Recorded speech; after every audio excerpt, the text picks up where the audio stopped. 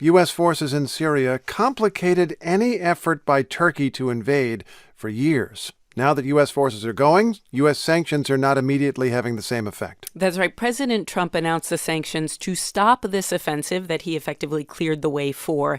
And then yesterday, the White House sent deeply mixed messages. Vice President Mike Pence told reporters that the president wants Turkey's invasion to stop. And he said Pence, is being sent on a mission with the National Security Advisor.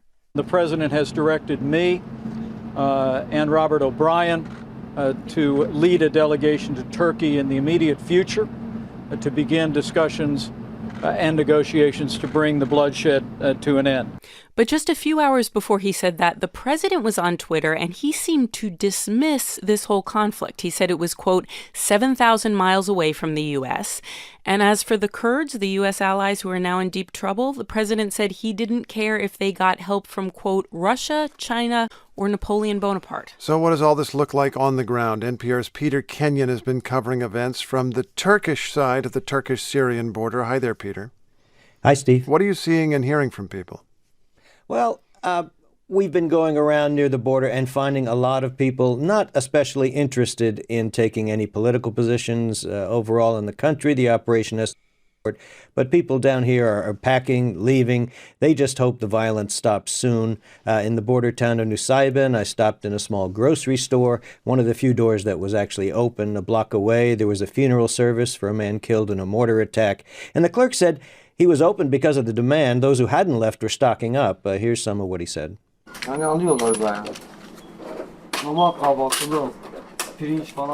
Now he's saying, yes, they're bringing bags, taking away whatever they can, meat, chicken, vegetables, other supplies, water, certainly.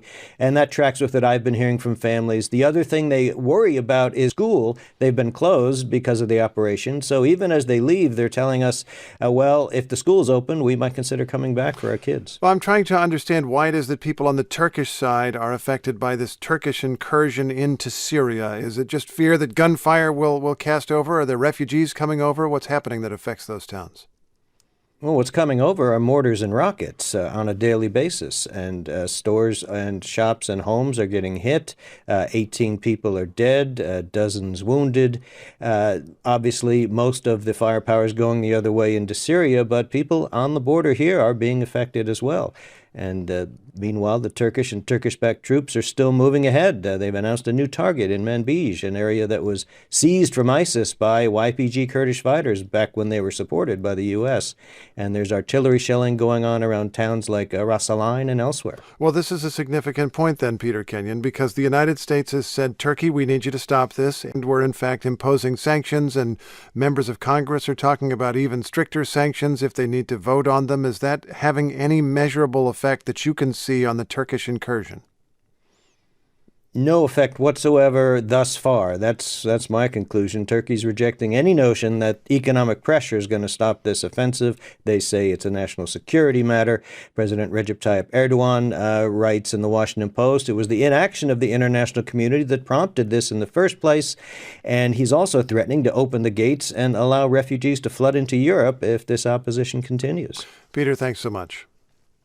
Thanks, Steve. That's NPR's Peter Kenyon.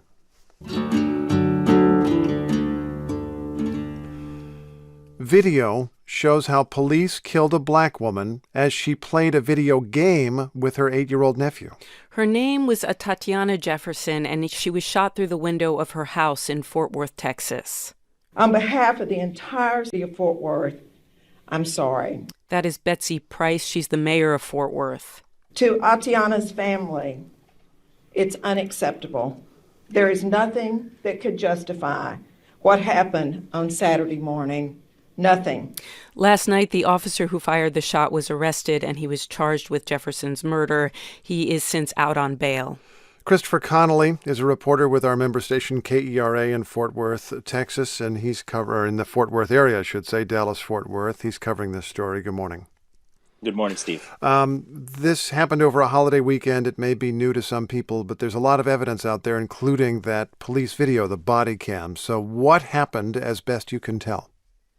Right. So it started as a welfare call. A neighbor had called the non-emergency police number with concerns that Jefferson's front door had been open for hours late into the night. Jefferson was up late playing video games with her 8-year-old nephew. And so around 2:30 in the morning, officers showed up, and you can see in police video that they were working their way around the house, peering through windows, checking it out with flashlights. And they go around through a gate into the backyard. And that caught the attention of Jefferson and her nephew, who went to the back bedroom window. When the officer, Aaron Dean, saw her, he raised his flashlight and his gun. He shouted for her to put her hands up, and he shot her through the glass. He did not identify himself as a police officer. And when he shot and killed Tatiana Jefferson, her nephew was in the room with her. It's notable what you can and can't see in this video. You can see at the beginning that there are lights on in the front of the house, that the door is open, that it's kind of messy in there, but nothing disastrous going on.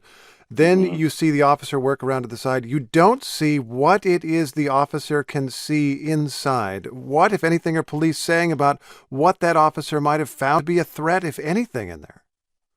They really haven't actually said what it was that he found to be a threat in there. Early on, they did release photos of a gun found in the residence, but later, yesterday, when the mayor addressed the city, she said, that gun was irrelevant. And it was clear that officials felt like, the images of the gun just shouldn't have been released, that sort of tainted the image of what happened. The officer is Aaron Dean. We mentioned that he's been charged. Is he free at the moment? Yeah, he was released overnight on a $200,000 bond. And how is the family responding to all of this? Their lawyer, Lee Merritt, put out a statement on Twitter. He said, quote, "The family of Tatiana Jefferson is relieved that Aaron Dean has been arrested and charged with murder." He says that they want to see this through to a vigorous prosecution and appropriate sentencing, and that, quote, "The city of Fort Worth has much work to do to reform a brutal culture of policing." That's his quote. Is this the only thing people are able to talk about in Fort Worth at the moment? It is the story, absolutely. Okay, well, thanks very much for the update. I really appreciate it. I'm happy to be here. That's Christopher Connolly of KERA in Fort Worth, Texas.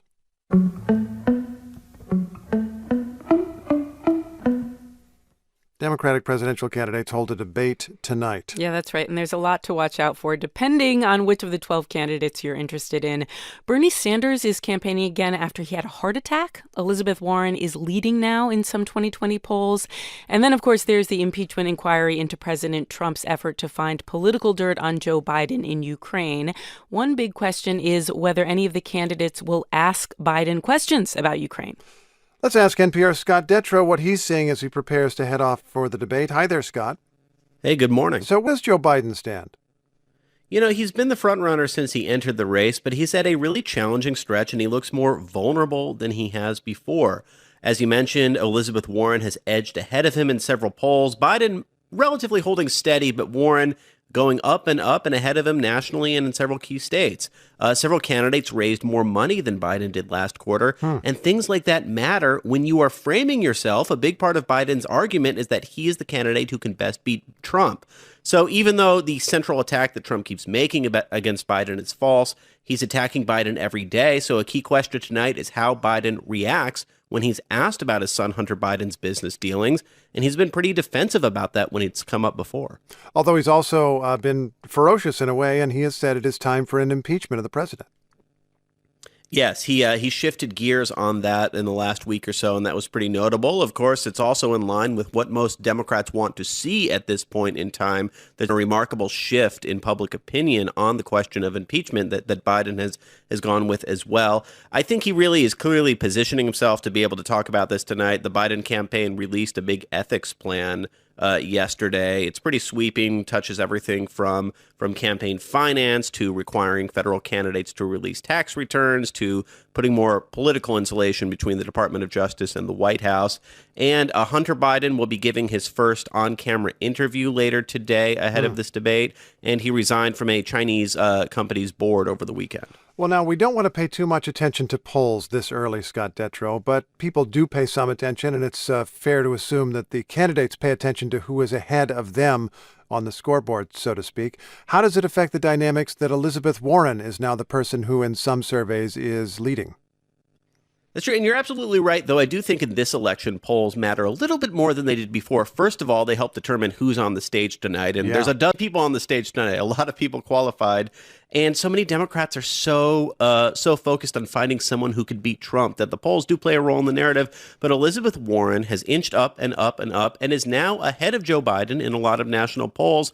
When Joe Biden was leading in the polls, we saw what that got him. That got him several hours worth of hard questions from moderators and candidates trying to get some attention, to try and get some momentum by going after him. Elizabeth Warren really has not taken much, if any, criticism from her opponents. So I'm curious tonight, do other candidates press her on the fact that she really has not laid out a detailed health care plan like she's laid out so many other plans? Do they question the things about her track record that you've started to see from Republican attacks? And how does Warren respond to those attacks? Is this a moment when some of the other candidates who are not on top need to get aggressive? I think so. I think every time that they're on television and millions of people are watching is a moment, but I think the closer and closer we get to Iowa, the more and more pressure they're feeling. I would watch Pete Buttigieg especially. He's really been positioning himself in Iowa and is trying to break through again. Scott, thanks for your insights. Thank you. That's NPR's Scott Detrow.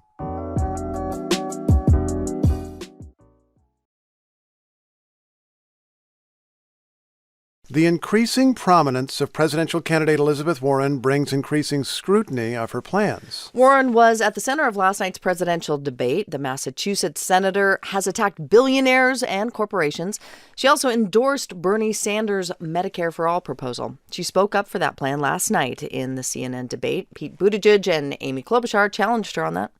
Medicare for All is the gold standard. And I don't understand why you believe the only way to deliver affordable coverage to everybody is to obliterate private plans. The difference between a plan and a pipe dream is something that you can actually get done. We should remember this debate among Democrats isn't new, but it takes on greater urgency as a Medicare for All proponent appears to be leading. NPR's Mara Liasson was in Westerville, Ohio for all the action. Hi there, Mara.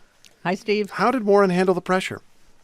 She held her own. She repeated the same answer over and over again. That's sometimes not a great sign. She kept on saying costs will not go up, meaning that when mandatory Medicare for All is in place and private health insurance plans are all gone, net for the middle class, healthcare costs will not be greater. She refused to admit that middle class taxes will go up, but Bernie Sanders, helpfully or not, acknowledged that they both support the same plan. It's his bill.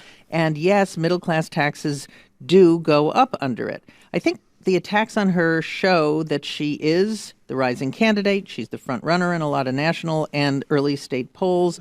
But Sanders also had a good night. He is third, but he seemed vigorous after his heart attack, and he got a big boost from the news that Alexandria Ocasio-Cortez and Ilhan Omar, two freshman representatives, kind of left-wing social media stars, are going to endorse him. That's an important validator for him with young progressives. Okay, and then there's Joe Biden, who faced questions about his son Hunter Biden last night, and we should just recall the details here. President Trump's effort to have someone investigate Hunter Biden's work for a company in Ukraine has brought on an impeachment inquiry, but Hunter Biden did take this lucrative post on a company board in Ukraine. He admitted on TV yesterday that he traded on his name, maybe didn't make the best decision. Here's how the former vice president answered questions about that. I did my job. I never discussed a single thing with my son about anything having to do with Ukraine. No one has indicated I have. We've always kept everything separate. Even when my son was the Attorney General of the state of Delaware, we never discussed anything. So there'd be no potential conflict. He did face that question from moderators, but not necessarily from other Democrats. Mara, does that mean he's past this problem?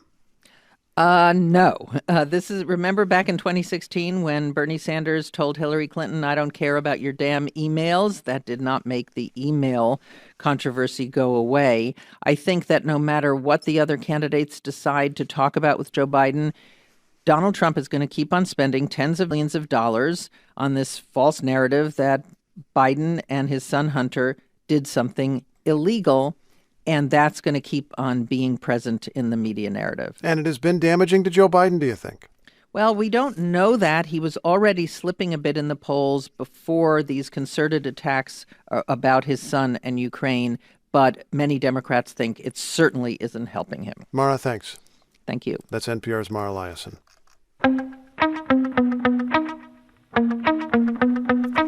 Who were the three amigos when it came to U.S. policy in Ukraine? Well, The Three Amigos happens to be the title of an old Steve Martin movie, but it is also the nickname that three U.S. officials apparently gave to themselves. All three were trying to shape U.S. policy in Ukraine. State Department official George Kent reportedly revealed this in testimony yesterday. He said U.S. Ambassador to the European Union, Gordon Sondland, former Ukraine envoy Kurt Volker, and Energy Secretary Rick Perry all took central roles. They were said to be helping the president pursue conspiracy theories and have a presidential campaign rival investigated. Democratic Congressman Jerry Connolly described the testimony. All of the people charged with policy in Ukraine were replaced, apparently, after a May 23rd meeting at the White House organized by Mick Mulvaney, not John Bolton or Pompeo. And out of that, Sondland, Volker, and Rick Perry declared themselves the three people now responsible for Ukraine policy. So today, that same inquiry is going to hear from another potentially key witness, Secretary of State Mike Pompeo's top advisor, Michael McKinley. So let's focus on him with NPR national security correspondent David Wellnut. David, good morning. Good morning, Steve. Who is McKinley? Michael McKinley is a 65-year-old career diplomat who was born in Venezuela and grew up in Brazil, Mexico, Spain, and the U.S. He was educated in England with a doctorate from Oxford University, and he's also written a history of colonial Venezuela. But for the past 37 years, he's been in the Foreign Service. He's one of very few U.S. diplomats to have served as ambassador to 4 countries, Peru, Colombia, Afghanistan, and most recently, Brazil. He's highly respected by his colleagues, and a year ago, he was recalled early from his post in Brazil to be Pompeo's chief advisor. But then last week suddenly quit. Why did he do that? That's what a lot of people would like to know. On Friday, McKinley's last day at the State Department, he sent an email to colleagues there saying he was, quote, leaving the department to pursue other opportunities wherever they may lead. He called his decision to quit personal and added, it's time, after 37 years with the department. Okay, but the particular time is interesting. It was a day of testimony in the House impeachment inquiry, testimony by Marie Yovanovitch, the former ambassador to Ukraine, who was describing the way that she was pushed out. And that was, of course, a description she gave in the impeachment inquiry. Right. She's the one Trump called bad news in his notorious July phone call to Ukraine's president.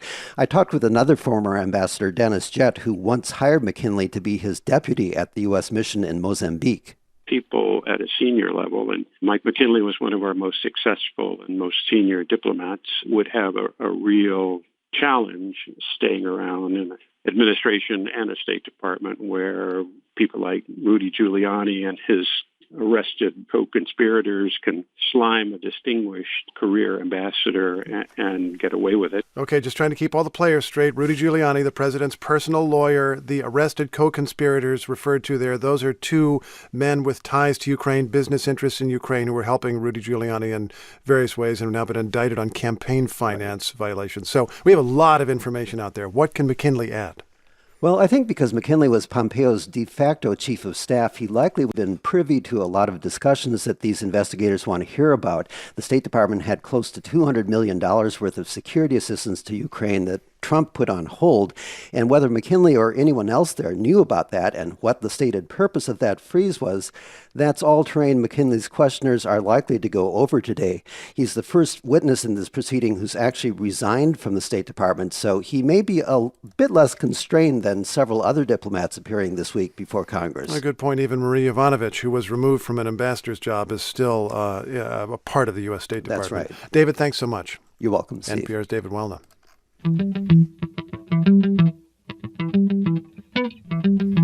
We're keeping an eye on the humanitarian crisis that is escalating in northeastern Syria. Yeah, aid agencies have been forced to pull out of the region as Turkey's army advances.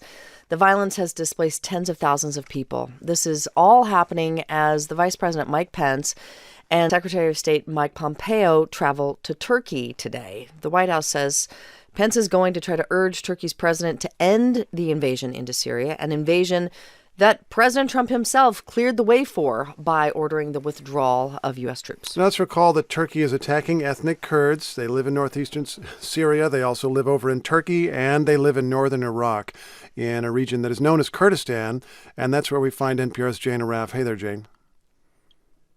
Hi there. How serious is this crisis?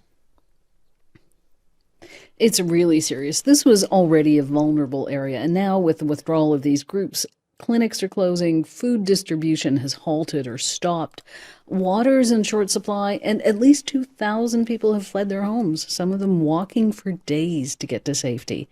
And we have to remember all this is in the space of just a few days as Turkish forces advanced and U.S. forces withdrew. In a region that people thought was relatively safe, right? It's a place you would have gone for safety. You know, there's nothing safe anymore, particularly in the Middle East. This was a vulnerable region because it was out of control of the Syrian regime. It was taken over by Kurdish forces, allies of the U.S., and it was a region not really recognized by anyone. So they depended a lot on aid. And because of the speed of this, it's really had an effect as well. A lot of these aid agencies planned for contingencies, but one worker told us we didn't plan for all of them to happen at the same time. Well, NPR is reporting, as we know, from border towns where tens of thousands of people have been trying to flee. What are people saying? We had a team at the border this week who met families desperate to cross over to Iraq, and not everyone is allowed to. This extended family of more than 20 people, including children, were turned back by a border guard. Let's listen to a bit of that. So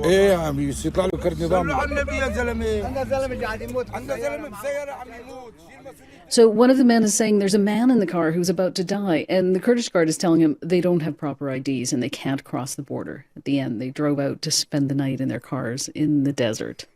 And why are aid agencies that often work in troubled areas scaling back? So they're saying they can't guarantee the safety of their personnel. There's shelling. The Syrian forces are expected to take over some of these towns, and their local personnel will be in danger. They could face retaliation for working with these groups, which don't have approval from the Syrian government. Doctors Without Borders, one of the main organizations in northeastern Syria, says that the lack of water in border areas is particularly worrying. This is Robert Onis, the organization's emergency director. So not only do you have people being displaced with very little, because nobody was prepared, I think, for this eventuality, but also they're going into an area where access to water is heavily restricted. And that's on top of the fact that many of the humanitarian organizations that were working in the area have either had to reduce or suspend their activities. So some organizations are waiting to see if they can go back, but they're not holding their breath. NPR's Jane Arraf, thanks so much. This is NPR News.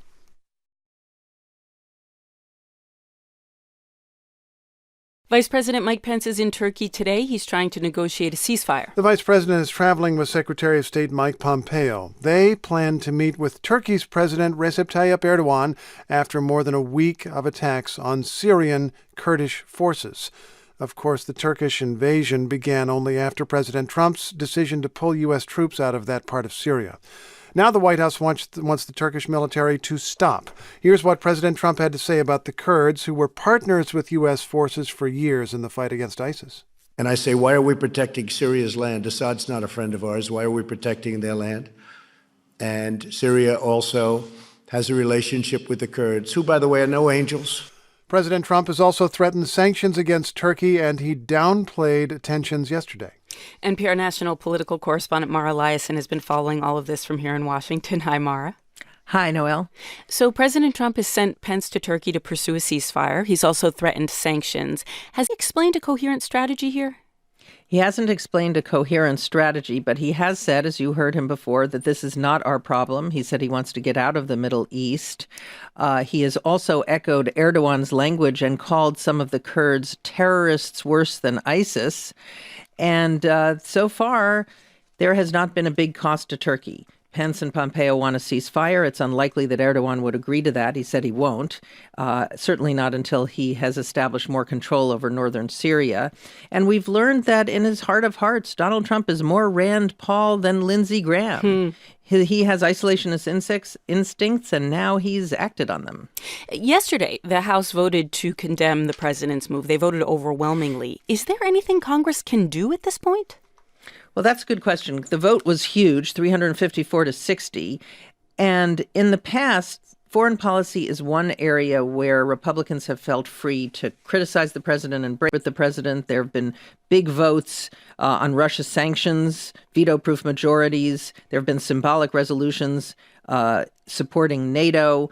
And they are discussing sanctions that are tougher than the ones the president is talking about. But at least some members of Congress are also starting to think about the future. What, if anything, could Congress do proactively to make sure, for instance, if Trump is reelected, that he can't pull out of NATO with a tweet? Or what if he decides to pull U.S. troops off the Korean Peninsula with a tweet? It's not clear if Congress could do anything about that, but these are the things that are on some members' minds. That is really, really interesting. Proactive moves. So after the House voted yesterday, the president met with Speaker of the House Nancy Pelosi and some other lawmakers, and it kind of went sideways, right?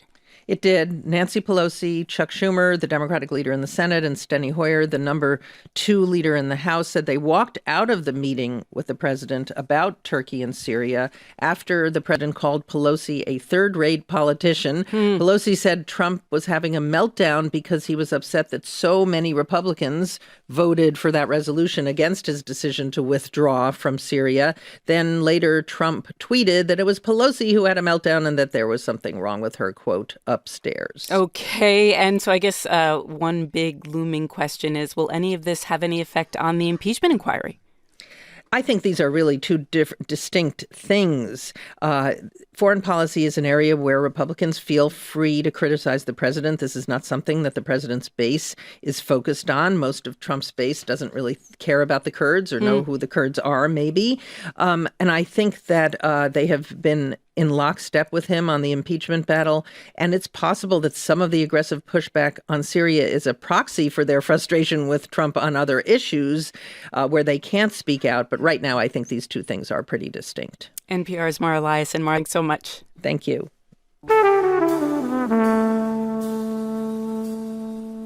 All right, this morning, House investigators are expecting to hear from one of the 3 amigos. Gordon Sondland was among Ukraine advisors for the White House, along with Energy Secretary Rick Perry and former Ukraine envoy Kurt Volker. They were known as the 3 amigos of policy on Ukraine. Sondland is now a witness in President Trump's impeachment inquiry in the House. He is the U.S. ambassador to the European Union, and for years he was an influential presence in his home state of Oregon. Jeff Mapes is a senior political reporter with Oregon Public Broadcasting. He's followed Sondland's career. Hey, Jeff. Hey, good to be with you, Noel. So who is Gordon Sondland? Well, he's a very wealthy businessman. He splits his time between Portland and Seattle. Basically made his fortune in the hotel industry. Yes, we do have rich alpha males in Portland. He has some common interests with the presidents there. His parents escaped Nazi Germany, and I think that's part of what sparked his interest in being an ambassador to Europe. He's also very definitely in political influence. In Oregon, he works with the Democrats who control most of the offices, but he backs Republicans at the national level. Also has been very close to the Bush family. And in fact, when Jeb Bush flamed out in the 2016 presidential primary, you might have thought that was it for his ambassadorial dreams. But when Trump became president, Sondland donated $1 million to his inaugural fund. And, that seemed to do the trick. Last year, Trump sent him to EU headquarters in Brussels. So I want to ask you about his reputation in Portland's political circles, because you mentioned despite its Portlandia reputation, there are rich alpha males there. What is his reputation? Do people like this guy? Do they trust him? Well, it's funny. When Sondland's name first came up from, that now famous whistleblower's complaint, a lot of people here were saying, probably know this guy from the hotel fight. And that was a reference to his long but unsuccessful fight to stop the construction of a publicly subsidized hotel at Portland's big convention center. He lost that fight, although he did get some financial concessions. I mean, I think the point of this is he can be a very determined guy, and he is known for, being very active in charitable causes, but for also being very forceful for, nonprofits he serves on, and certainly in his business affairs. So really a known quantity there. I know that you've been talking to some of Sondland's friends in Oregon, and you've been asking them what advice are they giving him prior to this testimony. What did they tell you? Yeah, I talked with investor David Nurnberg, who had worked with Sondland on fundraising for a Republican cause. Now, I should say that Nurnberg is no fan of Trump. He did tell me that he sent an email to Sondland urging him to be as upfront as possible. If there's anything that with the 2020 hindsight that you said or did that you regret, then just tell the truth, the whole truth, and nothing but the truth, and put it behind you, and never forget that what got the Watergate people in trouble was not so much the break-in, it was the concealment and the lying. So. Yeah, I mean, it's very clear House investigators think that he's somebody who knows what the president said and what he was asking for. He seems to be somebody, who's really just talked to all the players. Jeff Mapes with Oregon Public Broadcasting. Thanks so much. Hey, you're welcome.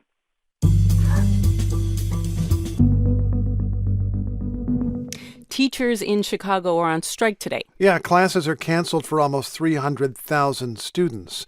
The news came last night after months of failed negotiations between the Chicago Teachers Union and the city school district. Here's Chicago Mayor Lori Lightfoot. At every turn, we bent over backwards to meet the union's needs and deliver a contract that reflects our shared values and vision for our schools and the support of our students. But that didn't work, so what do 25,000 striking teachers want? Sarah Karp of member station WBEZ in Chicago has been trying to answer that question. Good morning, Sarah. Good morning. So 300,000 kids. I mean, this is not a low-stakes situation. Why are the teachers on strike? There's many reasons. First of all, the mayor has offered a pretty aggressive salary package of 16% raises over 5 years. But the union wants, they want more money. They do want, they're asking for 5% over 3 years. 5% each year for 3 years. But there's also bigger issues here that they're really focusing on. Many of those issues have to do with learning conditions in schools and working conditions for teachers. So they really are talking about things like, can we have lower class sizes? Can we have a nurse in every school? Can we have a social worker in every school? And those are the big issues that they've sort of come to terms with the mayor on, because the mayor says she supports some of these things, but she doesn't want to put them in writing in the contract. And so that's really where talks have broken down. Now, there's been some progress in recent days, but this strike date was set a couple weeks ago, and the union just says that it's not enough progress in order to call off the strike. I'm really interested in what you're saying, that the teachers are saying in schools they want nurses, they want social workers. I don't know the Chicago public school system that well. It sounds like it is troubled if teachers are asking for those things. Can you just give us a sense of how it is there? So we have 500 plus schools, so there's a ton of schools out there. And, the last maybe 10 years have been pretty rough on the public school system. We've had some issues with state funding. We had a governor who held up state funding for some time and then didn't provide much state funding. And so our budget has been pretty tight. And in Chicago, most of the clinicians, the people like nurses and social workers and psychologists and counselors, they spend a lot of their time working with special education students and not a lot of time working with your general education students. But here we do have issues where we have a lot of violence, and teachers say all of our kids need access to these clinicians, and we need to make sure that they have that. Sarah, in the few seconds we have left, what is the city doing for parents who have kids who aren't going to school today? They say the schools are open, but all you're going to find there are principals and administrators. You can also take them to the libraries or the parks, and also a lot of community organizations have opened their doors and told parents that they can bring them there. Okay, interesting, but still sounds like the potential to be very messy. Sarah Karp with member station WBEZ in Chicago. Sarah, thanks so much. Thank you.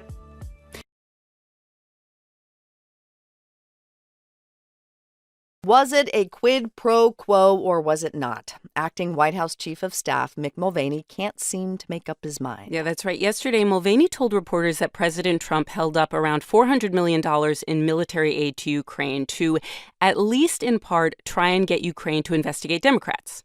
So the demand for an investigation into the Democrats was part of the reason that it was ordered to withhold funding to Ukraine. The look back to what happened in 2016 certainly was part of the thing that he was worried about in corruption with that nation. And that is absolutely appropriate. The funding. Yeah.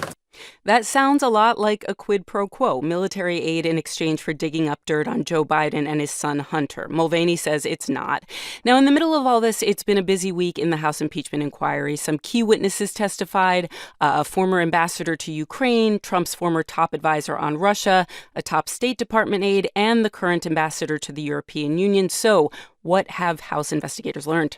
NPR Justice correspondent Ryan Lucas has been following it all, and he joins us in the studio. Happy Friday, Ryan. Thank you.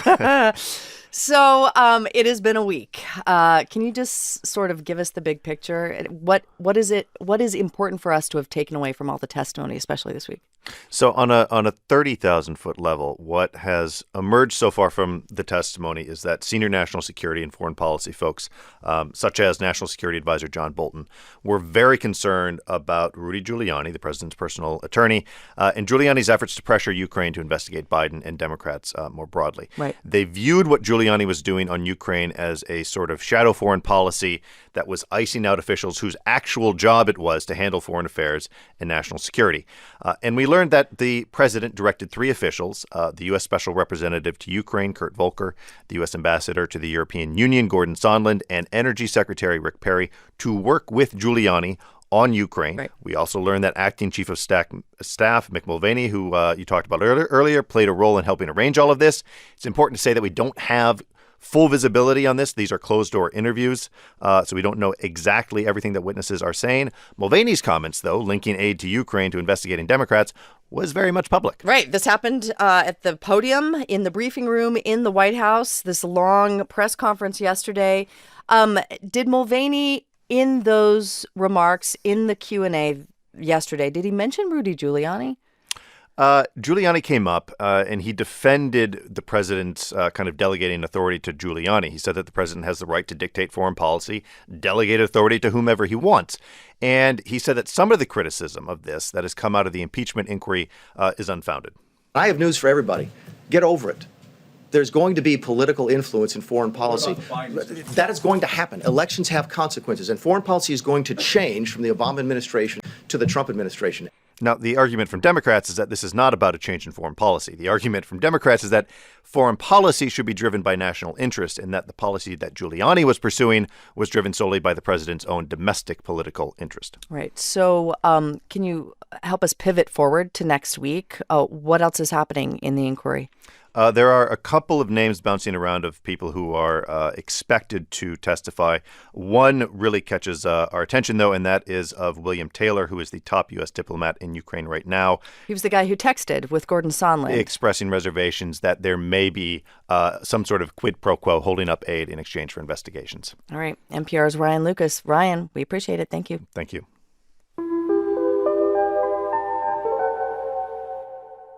All right, another question. Is it a pause? Is it a ceasefire? Something in between? Is it the greatest deal in the history of civilization, as President Trump characterized it? What exactly is the 120-hour agreement that the U.S. helped broker with Turkey? Many questions, in fact, but we at least know how this agreement happened. President Trump ordered all U.S. troops to leave northeast Syria, and then he sent Vice President Mike Pence to push Turkey to stop its military incursion into Syria. Here's the president talking about this last night at a rally in Dallas. And it was unconventional what I did. I said, they're going to have to fight a little while. Sometimes you have to let them fight a little while. Then people find out how tough the fighting is. These guys know right up here. These guys know. Right? Sometimes you have to let them fight. It's like two kids in a lot. You got to let them fight, and then you pull them apart. NPR's Daniel Estrin is near the border with Syria and Dohuk, Iraq. Daniel, first question, has the fighting stopped?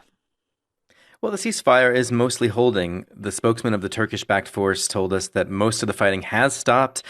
There are still some clashes, though, some reports of Turkish shelling, so it may take some time before things do quiet down. So just explain exactly the content of this deal, because the Trump administration said this huge deal, that it's this big ceasefire. Turkey has described it otherwise.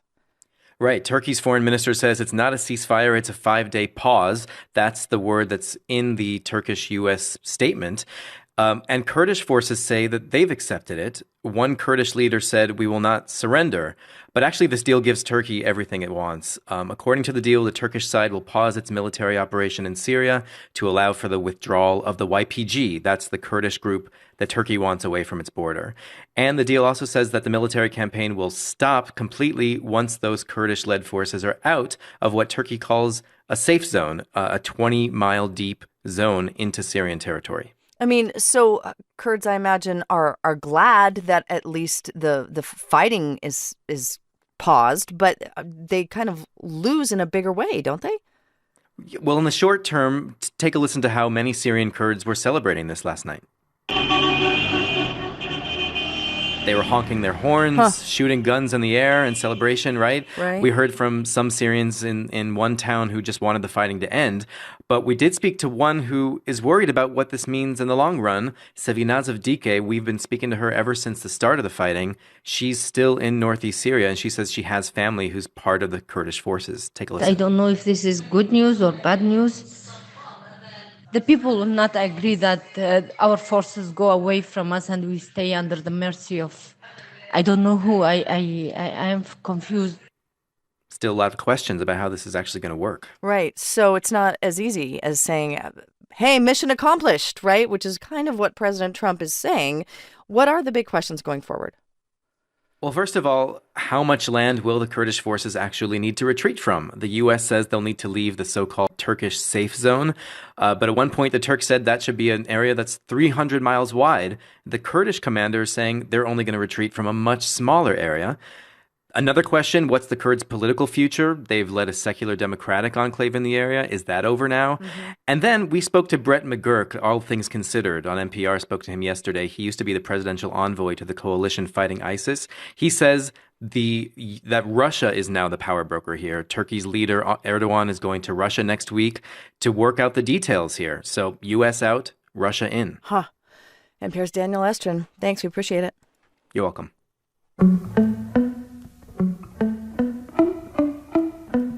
All right, we want to tell you about some pretty dramatic events that unfolded in a city in Mexico that is home to the Sinaloa cartel. Yeah, gunmen went on a shooting rampage yesterday in the city of Culiacan. This happened after the Mexican military found and briefly detained one of the sons of the former head of Sinaloa cartel, El Chapo Guzman. And you might remember that a couple months ago, El Chapo went on trial in New York. He's now in prison in the U.S. Yeah. So NPR's Carrie Kahn in Mexico City is following this and joins us now. Hi, Carrie. Good morning. So this all happened in the capital of Mexico, Sinaloa State. What more can you tell us about what went down? It was a very chaotic and terrifying afternoon in the capital. Images and video streaming out of the urban core of the city were just incredible. It really looked like a war zone. There were running gun battles in major thoroughfares.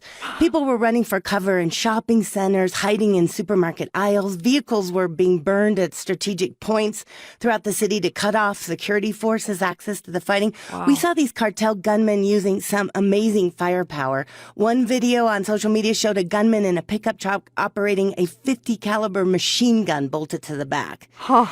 And it was incredible. In the evening, the head of Mexico's public security broadcast a short statement, and he was flanked by the country's top military leaders, but he really left more questions than answers. He said at around 3:30 in the afternoon, military personnel on a routine patrol were attacked by gunmen holed up in a house. They were managed to get control of the house, and when they entered, they found one of the sons of Chapo Guzman. But then the security head said the patrol was overwhelmed and outpowered by cartel gunmen, and they had to retreat. And he said they, quote, suspended the operation for the good of peace in the city. So who is this guy? El Chapo's got a lot of sons. Yes, he does. What's the deal with this one? He is 28 years old. His name is Ovidio Guzman Lopez. He's one of 4 sons from Chapo's second wife. He's not one of the more well-known sons, but it is believed, along with 2 other brothers, that he is now in charge of the Sinaloa cartel, a role the sons of Chapo took over when Guzman was extradited to the U.S. in 2017 and, as you said, convicted this year. In a New York court, Ovidio Guzman Lopez is also facing criminal charges in the U.S. An indictment was unsealed right after his dad's sentencing this year, charging him with cocaine trafficking. So is he free now? Did he get away? What do we know where he is now? We do not know. There are rumors flying around Mexico that the federal forces let the son go. Some sources are quoting authorities saying for the sake of the peace and welfare of the city, they had to do that. We'll know later today when the Mexican president holds his early morning, every weekday press conference. This will definitely be topic number 1 because it'll be an incredible embarrassment to the president if they actually captured Chapo's son and then released him. And, the president is already under heavy criticism for his handling of Mexico's deteriorating security system. So this is just going to make that criticism even greater. Plus, I imagine people are just still freaked out. How can this big battle happen in the middle of the city? They were clearly overpowered and overrun by these cartel gunmen. So the president is going to be facing a lot of criticism. His strategy, he says he wants to alleviate poverty and not fight fire with fire. That's how he's going to attack the violence in the city. He says he's all about hugs, not bullets. So this is going to be talked about a lot today. NPR's Carrie Kahn. Thanks, Carrie. We appreciate it. You're welcome. The agreement to pause fighting between Turkish and Kurdish forces for 5 days expires tomorrow. Kurdish fighters say they have pulled out of a key Syrian border city. This is part of a U.S. brokered deal with Turkish forces. But over the weekend, both Turkey and the Kurds accused each other of breaking the ceasefire. Meanwhile, as the U.S. continues to withdraw its troops from the region, U.S. Defense Secretary Mark Esper says the U.S. is going to deploy those troops to neighboring Iraq, where thousands of Kurdish civilians have fled for safety. Yeah, NPR's Jane Aroff is in a refugee camp in Iraq where the civilians are fleeing to. Jane, can you tell us where this camp is exactly and what you're seeing and hearing? Absolutely. It's the Bardarash refugee camp, and it's about 100 miles from the Syrian border. And I'm standing at a registration center where refugees who have come in the last few days are lined up trying to get their documents. There's a wire fence just beyond this gravel road, and people are leaning over the fence to try to buy fruit and other things because this is a new camp. It's all come up quite suddenly. And one would have thought that ceasefire, that temporary ceasefire, would have stopped people from coming, but that's actually not the case. So Kurdish Syrian forces have pulled out from a key town as part of that agreement, that town near the Turkish border. But in spite of that, refugees are still coming across. It's entirely unclear whether the ceasefire agreement will result in what the Turks want, which is all of the Kurdish Syrian forces pulling out from a zone near Turkey. And that ceasefire agreement expires tomorrow. So you've been asking some of these people, these folks who are now refugees, why are you coming here, despite the fact that we have a temporary cessation of hostilities? What are they telling you? Absolutely. All kinds of stories. There was one woman who had come from the town of Ras Al Ain. That is a strategic town, and that's the one where Syrian Kurdish forces actually said that they had pulled out of yesterday, fulfilling a key part of that agreement with Turkish forces. That entire zone, it's 20 miles wide, and the Turks want to put refugees who are now in Turkey back into it, Syrian refugees. So people are fleeing that zone. There have been more than 200,000 of them. We met another woman who had come with her son, who was deaf and had been wounded by a mine. There was another woman who had children who had no clothes. They'd walked for hours to get to the border, and they're paying smugglers to get across. We talked to a UNHCR refugee official here, that's the UN Refugee Agency, and he says it's really tough making contingency plans for this. What you see right now in this camp is really our best case scenario.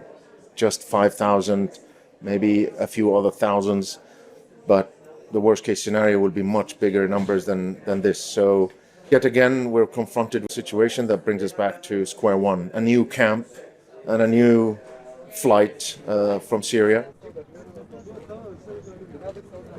I imagine they're making so that's plans for... Ayman Arabi from the UN Refugee Center. Sorry. It sounds like they're making plans for more people to arrive. As Rachel mentioned, there's now some news about the U.S. forces that are pulling out of northeastern Syria. Where are they going? They are actually coming to western Iraq, and some of those troops just crossed over earlier this morning. 1,000 of them going to a base that the U.S. has held. They hope to continue to fight ISIS, but still a lot of uncertainty with that ceasefire agreement expiring tomorrow, and no one quite sure what will happen. NPR's Jane Araf reporting from a refugee camp in Iraq. Jane, thanks so much. Thank you.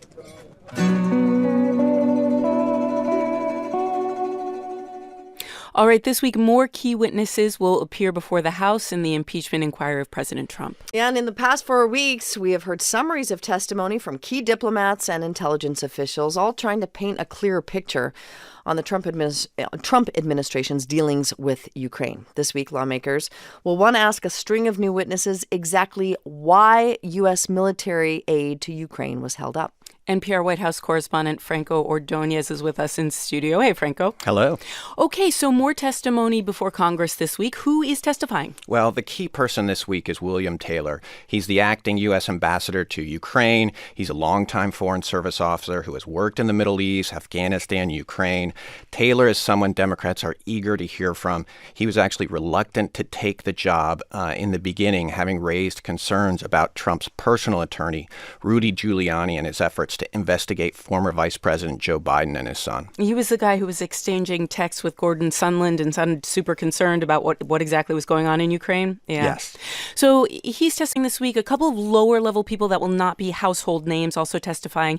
How could their testimonies add to the overall picture that we've got so far? I mean, this is just going to be adding and adding to what we've heard. As you pointed out, Taylor is the key figure for several reasons, particularly those texts that you mentioned. It was Taylor on September 9th who texted to U.S. Ambassador to the European Union, Gordon Sondland, writing, "I think it's crazy to withhold security assistance for help with a political campaign."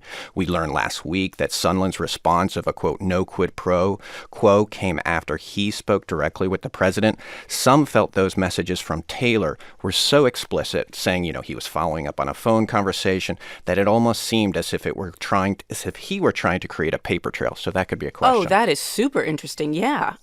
Okay. So Acting Chief of Staff Mick Mulvaney has been talking a lot the past couple of days.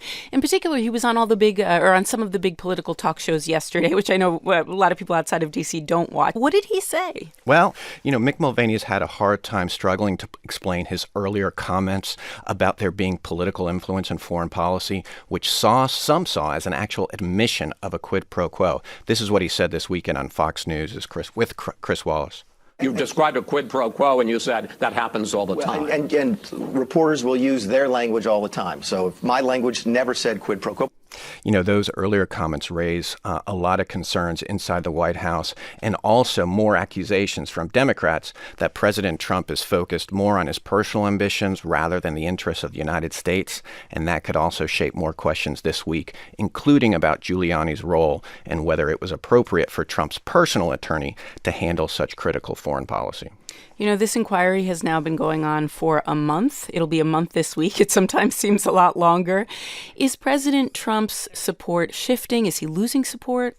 Well, certainly it's wobbling, I guess you could argue. Senator Lindsey Graham talked on Axios just this weekend, or actually it was an earlier interview that played this weekend, talking about his concerns and that he was open more to potential impeachment.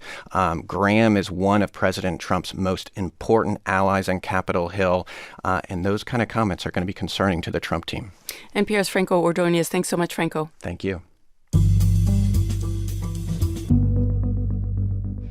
All right, in Cleveland today, there will be a landmark federal trial against opioid companies starting up. Right. So 2 counties in Ohio are suing 6 companies that earn billions of dollars making, distributing, and selling opioid pain medications. Obviously very, very addictive. This is seen as a test case. The jury's decision will establish liability for the entire drug industry for the role that it played in fueling the opioid addiction epidemic. So very high stakes this week. North Country Public Radio's Brian Mann covers opioid litigation for NPR.